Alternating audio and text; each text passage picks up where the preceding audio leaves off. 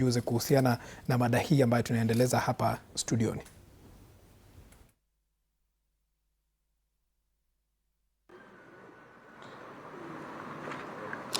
Naam, asante sana Kirobi. Katika jiji hili leo basi nimefanikiwa kuungana na wazee wa jamii ya Kalenjin. Lakini kabla hapo, jana tume ya IEBC pamoja na DCI, NCIC na ofisi ya msajili wa vyama imesema kuwa baadhi ya wanasiasa basi watakuwa wanapokonywa kuwania nyadhifa mbalimbali kutokana na matamshi yao ambayo ni ya chuki hasa kwa umma, na vile basi kumekuwa na gumzo kuhusiana na baadhi tu ya wanasiasa ambao wamekuwa wakitumia matamshi ambayo hayafai. Lakini vile pia gumzo lipo katika mitandao ya kijamii kuweza kuitaka tume ya ama idara ya DCI kuweza kuwajibika na kuweza kuhakikisha wale wote ambao wanaweza kutamka matamshi ambayo hayafai wanaweza kuwajibishwa wote kwa sawa, na isiwe ni mrengo mmoja au watu kutoka mrengo fulani ndio ambao peke yake wanashikwa. Na hivyo basi nitakuwa naungana na wazee wa jamii waweze kuniambia pengine ni kipi ambacho kinafaa kufanywa hasa taifa linapoelekea katika uchaguzi na matamshi kama haya tunapoendelea kuyashuhudia. Pengine mzee, ukianza na jina lako uweze kutueleza nyinyi kama jamii ya wazee wa Kalenjin, matamshi kama haya mnayapokea vipi na mnapendekeza kitu gani kiweze kufanywa? Kwa majina naitwa Kanali mstaafu Raymond Cheriot, na tuko hapa siku ya leo kama wazee wa jamii ya Miot Council of Elders Nakuru chapter, na tumeona ya kwamba tumepeana statement ya hawa wazee vile wameongea.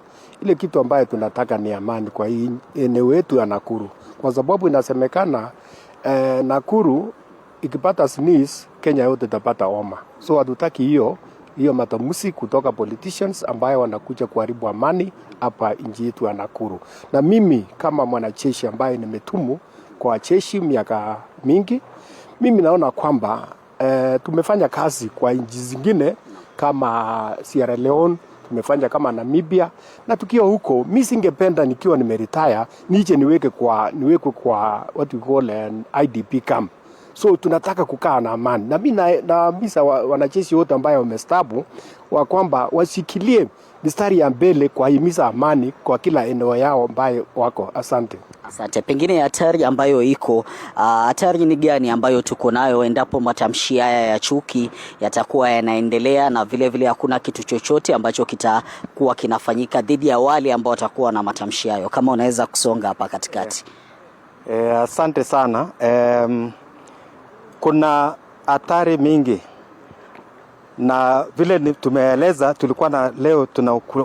tulikuwa na pea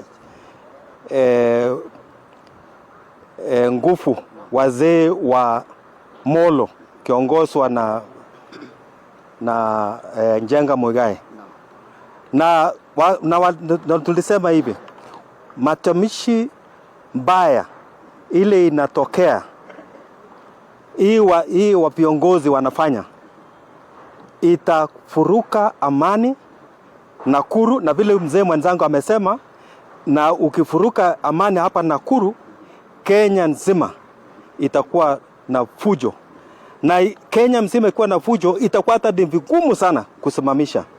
Ndio posa leo wazee wamesema, hatuombi, tunasema it's an order, it's a declaration that no politician should be allowed to issue inflammatory messages. Okay? Na wazee wakaongea wakasema, tunataka kuona serikali kuu, independent institutions, na tunataka sana kuemphasize our independent institutions, national government, independent institutions like judiciary, NCIC, hawa viongozi wa usalama Kenya nzima watukue hatua bila upendeleo. Kama ni Mkalenjin anatoa tamshi mbaya, shika na uweke korogoroni. Kama ni Mkikuyu ameongea kama huyo anaitwa nani, Kagusha, huyo Mkoroweni huyo, awekwe ndani na asikubaliwe kamwe asimame kuwa kiongozi. Huyo si kiongozi, huyo ni mtu anataka kupasua Kenya. Asante. Ni baadhi ya matamshi ama wito kutoka kwa wazee wa jamii ya Kalenjin hapa katika kaunti ya Nakuru, na wanachokisema ni kuwa wote waweze kuwajibishwa, kutoka mrengo wa upinzani na vile kutoka mrengo wa serikali, na vile wakitoa wito wa amani hapa katika kaunti ya Nakuru. Wakumbuka ni eneo ambalo pia limekuwa likishuhudia ghasia hasa kutokana na matamshi. Kwako Kirobi.